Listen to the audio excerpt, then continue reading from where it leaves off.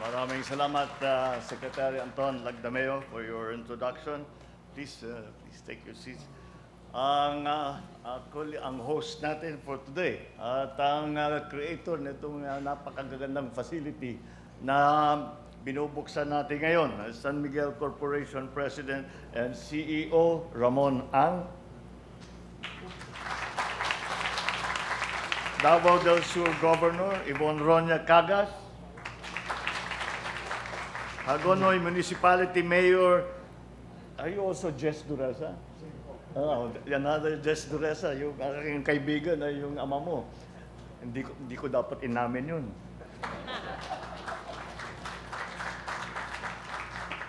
The officials and employees, the men and women of San Miguel Foods Corporation, more specifically, my fellow workers in government, partners from the private sector, other distinguished guests, ladies and gentlemen, good morning. It is napapadalas yata ang balik ko dito sa inyo. Pangatlong beses na ako nakabalik dito sa Davao Sur. At binibisita ko yung aming kaibigan, ang dating Congressman Mark Cagas, na naging classmate namin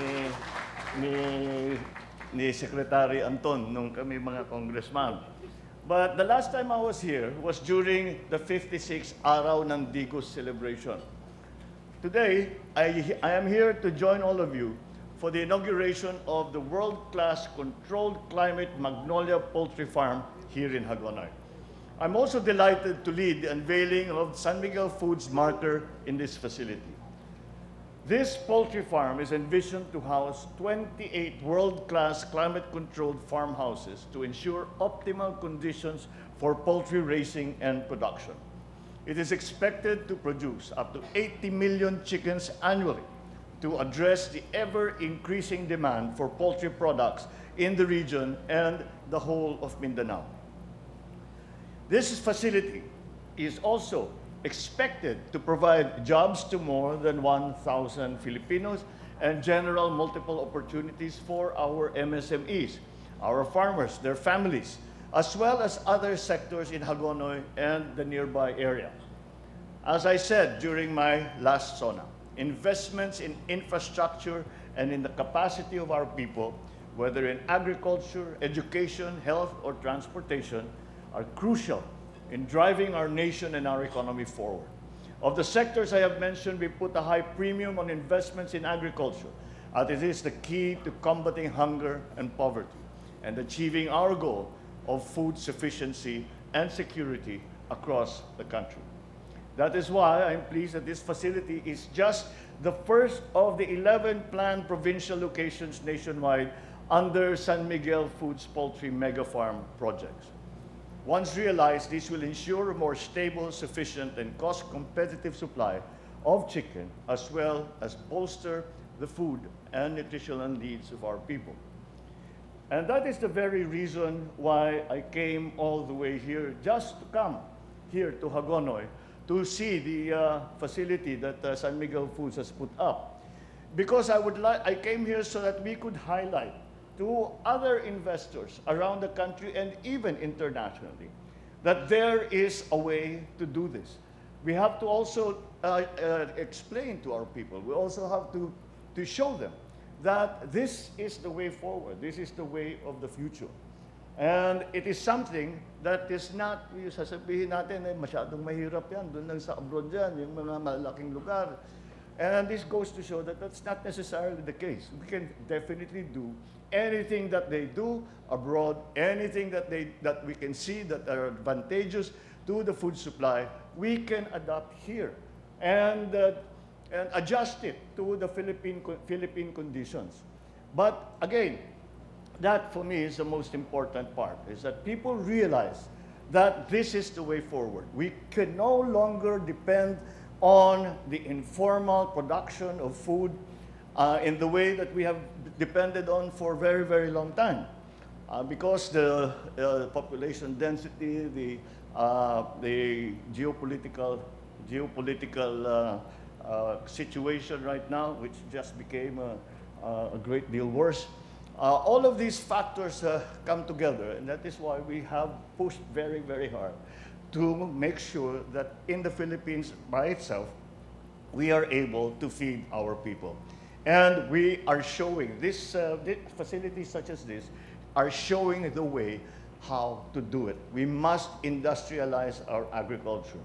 Of course, we do not prevent the backyard growing and yung pag-aalaga ng baboy, ng manok, at sa bawat bahay, hindi naman kinukumpetensya yan. Iba ang merkado nito, iba ang market nito. Dahil ang lalabas dito, hindi dadalhin sa palengke dahil naka-process na, dressed na, frozen na. Kaya't yan ang hindi masasagasaan ang mga small producers. At ang napag-usapan namin ni Ramon is that dapat talaga you have to hindi mag-succeed dito kung hindi mo involve ang local community. Nasasabihin ng local community, naglagay sila ng malaking planta rito, meron kaming naramdaman, meron gumanda ang buhay namin, nagkaroon kami ng trabaho, meron kami ngayong ginagawa, may natutunan kami, gagawin namin ngayon dun sa amin. So this is it. You have to, the engagement with the local community is absolutely important because there is a tendency sometimes, pag pinag-uusapan natin ang food supply and food security, nakakalimutan natin yung mga farmers, yung mga broiler producers, kailangan maganda rin ang kanilang hanap buhay. Hindi sapat na sasabihin natin, we have enough supply, at saka mura, napakamura ng pagkain sa Pilipinas. Walang kita yung farmer, walang kita yung producer. Hindi naman maaari yan. Dahil ginagawa natin ito para magkaroon ng hanap buhay ang ating mga magsasaka. And the schemes that the San Miguel Foods has put into place for you to share, eventually also bring in as partners down the road, bring in as partners more of the local community, especially the cooperatives, the farmers associations, bring them all together so that they can partake of the advantages of such a plant economically. For the national government, it is important because this is the way forward. This is the way that we will this is what we will have to do to industrialize our agricultural sector so that we are able to provide sufficient food for our people at the price that they can afford, and allowing the producers, the farmers, those who nag-aalaga ng baboy, nag-aalaga ng manok, ay meron din silang pagkikitaan. So that is the balance that we are trying to achieve. This kind of facility goes a long way in achieving that. So I thank, of course, the San Miguel, led by Mr. Ramon Ang, for continuing to expand its operations in the country, for answering the call for investments in our agricultural sector. You have become a reliable partner of the government through your investments in food, in beverages, infrastructure, and other sectors, which align perfectly with this administration's socio-economic agenda. Thank you as well for investing here in Mindanao. Speaking of which, nung nakikinig ako sa iyo, nasabi mo gusto mong iniisip mo maglagay sa Maguindanao. Palagay ko, palagay ko magandang maglagay ka, kung hindi Maguindanao, pero Barm Province. Para matulungan natin yung farm government, para merong hanap buhay doon, para meron silang food supply doon. Para lumakas na yung kanilang ekonomiya, and that will help the stability in the Barm region. So with your help, we will make this island a bastion, not only of peace and security, but also of progress and food sufficiency in the years ahead. Rest assured that this government will continue to mitigate the adverse effects of diseases in your sector, particularly against avian influenza. We are starting, meron na palang bakuna ang avian influenza. So mag-a-acquire na tayo ng avian influenza vaccine. Yung swine flu, wala pa. Pinapilot pa lang, hindi pa lumalabas, hindi pa na-roll out. Ngunit yung sa avian flu ay mukhang effective na. Kaya bibili tayo para mabigyan natin at mabawasan yung mga kinakal dahil tinamaan ng avian flu. Lahat ito, we will do this through, we will help mitigate problems of disease through appropriate and timely interventions. I assure, once again, the private sector and our people in Hagonoy and the rest of Mindanao that we still have many initiatives, including big-ticket projects in store for the island. We are currently addressing the imminent threat of the Panama disease affecting our plantations here by conducting information dissemination on technologies and measures to control their spread.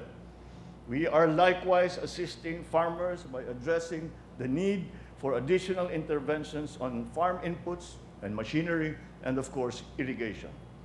We are also one with the people in the call for the preservation and conservation of nearby Mount Apo, as we vie for its inclusion in the United Nations Educational, Scientific, and Cultural Organization's list of World Heritage Sites.